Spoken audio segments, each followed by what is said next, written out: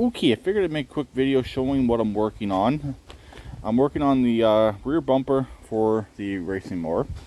As you can see, this does have a hitch bumper on it.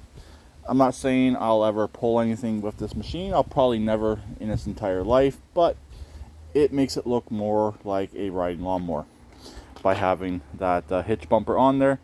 This one came from a Crossman frame I cut up for scrap, and I saved this rear plate just for this exact reason.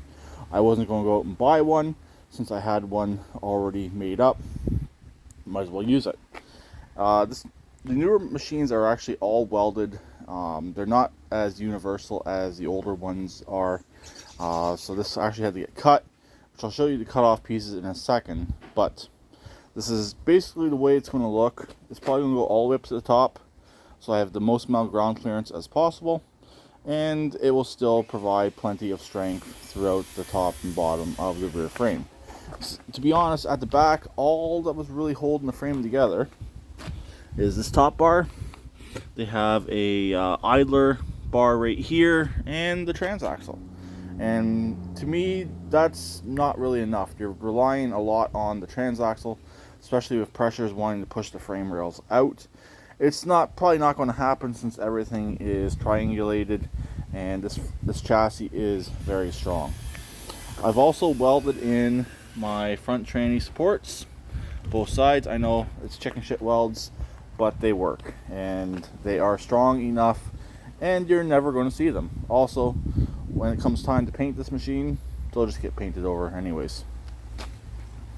Here are the two pieces. As you can see, this is all one piece. You can see where they factory welded the actual brackets right here for the frame into it, and this is where I cut it off of the frame that this was on. This is the actual frame rail itself from the machine, and this here was a one-piece plate that was on the back. You can see it on here as well. This is my new cut right here, and where it's rusty, the old cut.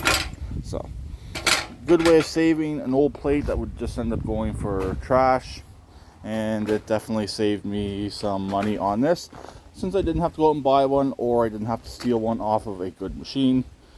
And like I said, this machine will probably never pull a trailer anyways, so really it's not a big deal. But that's currently what I'm up to. I'm gonna get this put up where I want it, clamp it, weld it, and be done with that section right there. Really, this is the last few things I needed to get done on this machine before potentially test running it. But that transaxle does need to come apart once more so I can put bearings in it. But I'm not really looking forward to doing that since this transaxle is currently oil filled.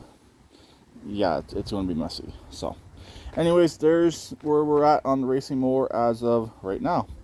Making slow but steady progress. It's just been so hot lately.